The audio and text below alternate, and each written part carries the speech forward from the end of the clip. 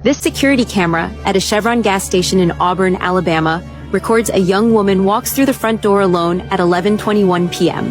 Her name is Anaya Blanchard. The camera tracks her down the aisle. She picks up chips, grabs a drink, walks to the counter. 90 seconds. She pays and exits the frame.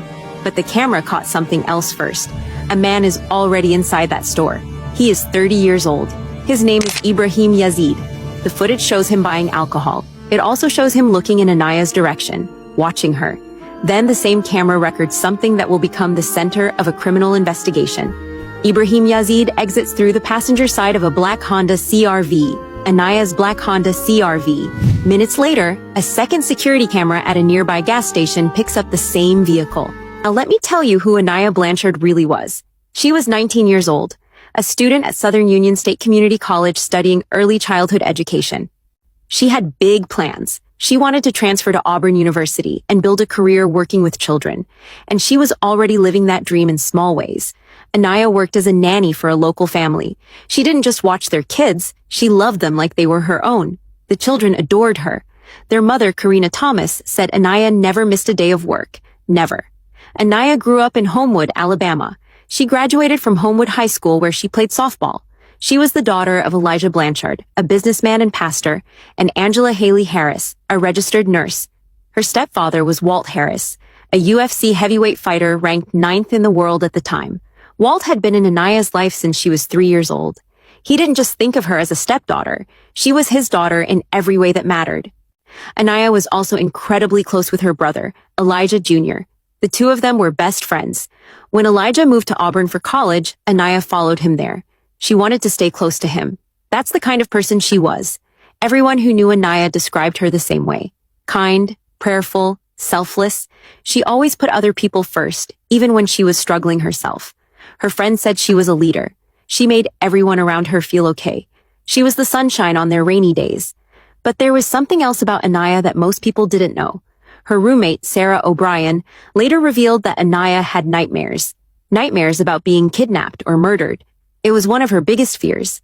Every time Anaya came home to their apartment, she would check every single room before she felt safe. She told Sarah about these fears multiple times. Anaya was cautious. She was aware. She was careful. And yet, on the night of October 23rd, 2019, all of that caution couldn't protect her from what was about to happen. October 23rd, 2019, started with grief. Anaya, her brother Elijah Jr., and their mother Angela attended a funeral for a family friend in northern Alabama. It was a long service, emotional, difficult. By the time it ended, it was already getting late. Around 7 o'clock that evening, Anaya knew they needed to leave. She had work the next morning. Auburn was 185 miles away, a 4-hour drive through the darkness. But before heading back, Anaya and Elijah made a brief stop in Birmingham. They wanted to see their stepfather, Walt. He was in the middle of training for his next UFC fight. When Anaya walked through the door, Walt hugged her tight. He noticed she looked tired, exhausted even. For a moment, he almost asked her to stay the night, to rest, to drive back in the morning when she wasn't so worn out. But Anaya insisted she'd be fine. She needed to get back. She had responsibilities. Walt let her go. That was the last time he ever saw her alive. It's a moment that haunts him every single day. Anaya and Elijah Jr. made the long drive without any problems. They arrived in Auburn around 11 o'clock that night. Anaya dropped her brother off at his apartment, which was about 3 miles from the place she shared with Sarah. Before she drove away, Elijah told her, "I love you. Be careful. Make sure you get home safe." She promised she would. At 11:09, Elijah sent his sister a text. "Are you close to being home?" Anaya responded right away. "Yeah, 3 minutes." It was normally a 10-minute drive. She was almost there. But at 11:21, Anaya made a stop. She pulled into the Chevron gas station on College Street. This was part of her routine. Almost every night before bed, she'd grab her favorite late-night snack, sour cream and onion chips, and a drink. It was her thing. She walked inside, bought her snack, walked back out, and then everything went wrong. At 11:43, Sarah sent Anaya a text. "Where are you?" A message came back from Anaya's phone. "I'm smoking a blunt, LOL." Sarah stared at her screen. Something felt off. Anaya didn't talk like that. She had never used the word blunt before, not once. Another message appeared. "I just met him," Sarah typed back immediately. "Who is Eric? Where are you?" No response. Sarah waited. She sent another message. Still nothing. At 11:47 that night, all activity on Anaya's phone stopped.